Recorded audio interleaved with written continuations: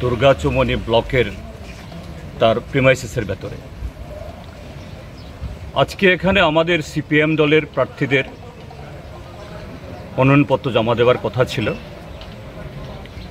সকাল থেকেই বিভিন্ন গ্রাম পঞ্চায়েত থেকে তারা আসছিলেন না, মহিলা পুরুষ, কিন্তু শাসক দলের দুর্বৃত্তরা ব্লকে আসার সমস্ত পথ আটকে রেখেছে।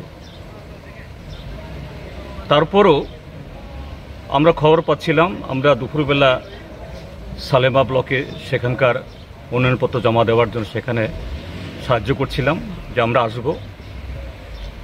তো অনেকে হালাহালি বাজার, তারপর কৈলাস শহরের পথে যারা এই ন্যাশনাল হাইওয়ে, আরও বিভিন্ন জায়গায় আমাদের সাথে তারা কেউ গাড়িতে, কেউ অটোতে, কেউ মোটর সাইকেলে, নানাভাবে তারা আসছিল।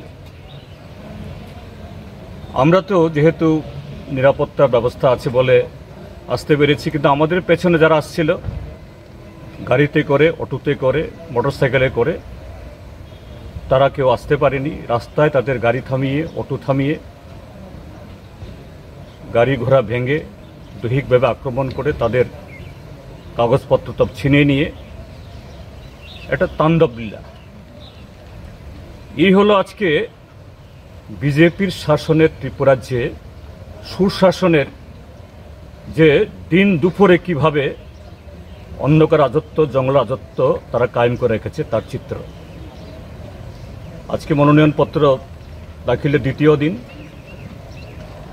আজকে এই দিনই অবস্থা।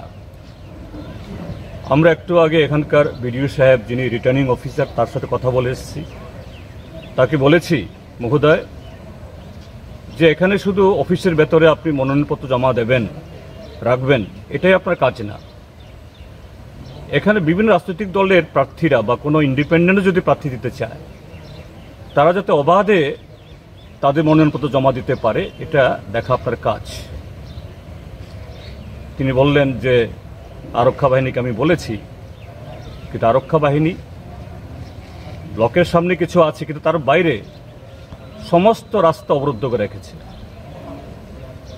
নির্বাচন কমিশনকে বলবো, তাহলে ডিক্লেয়ার করে দিক যে না, ত্রিপুরাজ্যে এভাবেই বিজেপিকে সার্টিফিকেট দিয়ে দেওয়া হবে।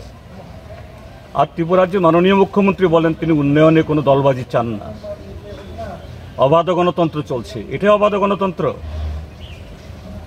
আজকে এটা প্রত্যক্ষ করে গেলাম কিভাবে ভারতীয় জনতা পার্টি এই দেশের সংবিধান, গণতন্ত্র, মানুষের অধিকারকে হরণ করছে, দিন দুপুরে গণতন্ত্রকে তারা হত্যা করছে। স্যার, এই ব্যাপারে আজকে যে নমিনেশন দাখিল করা হয়েছে সিপিআইএম এর পক্ষ থেকে, না কি করে আসবে? বললাম তো, সকাল থেকে আমাদের লোক আসছিল, সর্বত্র ব্লকে আসার সমস্ত পথে ওরা দাঁড়িয়ে আছে। সমস্ত যে উঠার এই ব্লকের যে টিলার উপরে ওঠার সমস্ত রাস্তায় ওরা ব্লক করে রেখে দিয়েছে। তবে কি আগামী দিন এটাই বলেছি। তো এইভাবে শাসক দলের লোক এরা যদি লাঠি শুটার দিয়ে দিন দুপুরে করে, পুলিশ শুধু গিয়ে একটু দাঁড়ালো, এইভাবে তো হয় না। তাহলে ভোট দেওয়ার জন্য মানুষকে বন্দুক কিনতে হবে, অবৈধ পথ ধরতে হবে। তো পরোক্ষে শাসক দল আজকে ত্রিপুরাজ্যের মানুষকে বলছে যে না, গণতান্ত্রিক পথে তোমার অধিকার তুমি ফিরে পাবে না, তুমি অন্য পথ ধরো। আমরা এটাকে উৎসাহিত করতে চাই না। এটা আমাদের দেশে এটা চলে না। আমরা চাই প্রত্যেকটা নাগরিক তার অধিকার প্রয়োগ করার সমান অধিকার পাক। ভোট হোক, জনগণ যাদেরকে ভোট দেবে তারা জিতবে।